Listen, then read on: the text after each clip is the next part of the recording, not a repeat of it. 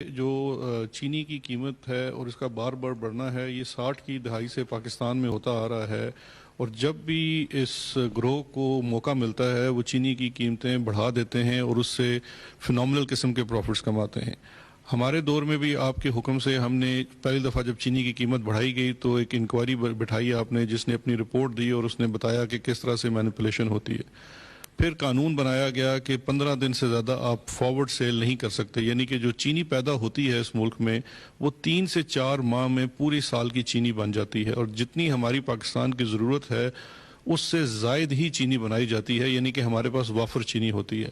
لیکن اس کے بعد جو چینی کا سٹاک ہے وہ ملوں میں پڑا رہتا ہے، اور جو باہر بروکر ہے یا سٹاکسٹ ہے یا سٹے باز ہے وہ اس کی قیمت طے کرتا ہے۔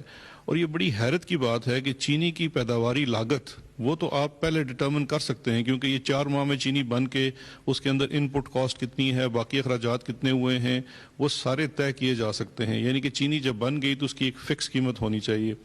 لیکن ہم یہ دیکھتے ہیں کہ ہر ماہ، ہر دن، ہر ہفتے چینی کی قیمت فلکچویٹ کرتی ہے۔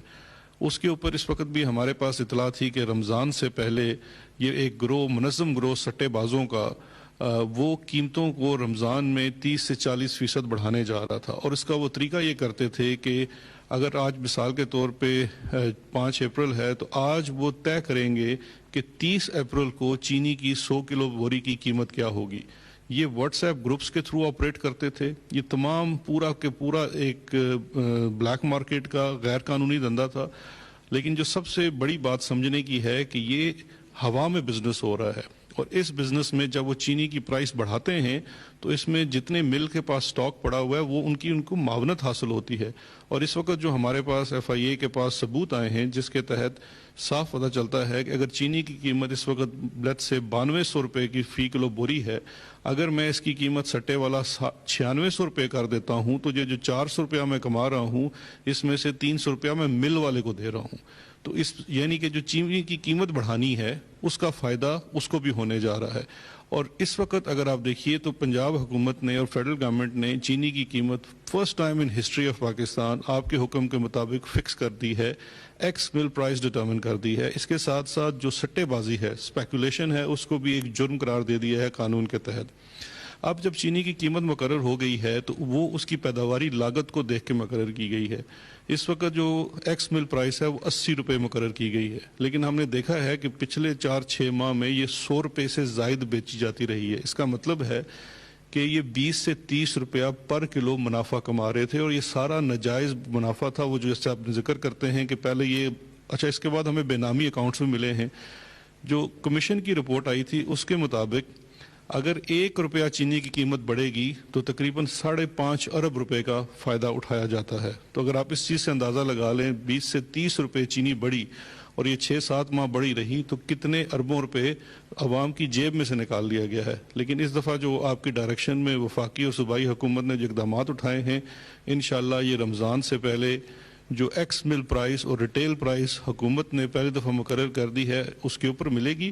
اور یہ جو سٹے بازوں کا 40 سے 50 لوگ ہیں ان ٹوٹل، 10 بڑے گروہ ہیں، کل افراد 40 ہیں، پورے نظام اور ملک کو ہاسٹیج بنایا ہوا تھا۔ وہ تمام لوگ بے نقاب ہو گئے ہیں، ان کے خلاف کیسز داخل ہو گئے ہیں، اور وہ باقاعدہ ثبوت ملے ہیں کہ کس طرح سے اربوں روپے کی منی لانڈرنگ بھی کی جا رہی تھی اسی آڑ میں۔ دیکھیں، میں اپنی قوم کے سامنے اب یہ رکھنا چاہتا ہوں، یہ اب سے نہیں ہو رہا، یہ پاکستان میں پچھلے 50-60 سالوں سے یہی ہو رہا ہے، کیونکہ یہ طاقتور لوگ ہیں، اور یہ جب طاقتور جس کے پاس وسائل زیادہ ہیں جب وہ کرپشن کرتا ہے تو اس کی کرپشن اربوں میں جاتی ہے۔ جدھر ابھی انہوں نے بات کی کہ 1 روپے بڑھتی ہے تو 5.5 ارب روپے کا فائدہ ہوتا ہے، 1 روپے چینی کے بڑھنے سے 5.5 ارب۔ تو یہ جب 26 روپے 27 روپے جب چینی بڑھتی ہے تو آپ سوچ لیں کہ تھوڑے سے لوگوں کو کتنا پیسہ کا فائدہ ہوتا ہے۔ کون مارا جاتا ہے؟ عام لوگ، خاص طور پہ جو غریب لوگ ہیں ان کے لیے تو، ان کے بچوں کے لیے، سب کے لیے ان کی تو سب کچھ، یعنی باقی روٹی تو کھانی ہوتی ہے، چینی ان کے لیے اب کیا ایک ایسی چیز ہے کہ اس کے بغیر بلکہ وہ چائے پیتی چینی کے لیے ہیں، چائے کا اتنا نہیں ہوتا جتنی چینیاں ہوتی ہیں۔ تو سوچیں کہ ان لوگوں کو، ان بیچارے لوگوں کے خون چوس کے تو یہ پیسے بناتے ہیں، اور آج تک کیوں نہیں کوئی ان کو ہاتھ لگا سکا؟ کیونکہ طاقتور ہیں اور ان کا انفلوئنس ساری پارٹیز کے اوپر ہے۔ اب یہ پہلی دفعہ پاکستان میں یہ ہوا ہے کہ ان لوگوں کے اوپر ہم نے یہ ہاتھ ڈالا گیا، انکوائری کروائی۔ کبھی پہلے انکوائری نہیں ہونے دی، انہوں نے پوری کوشش کی عدالتوں میں جا کے روکنے کے لیے انکوائری۔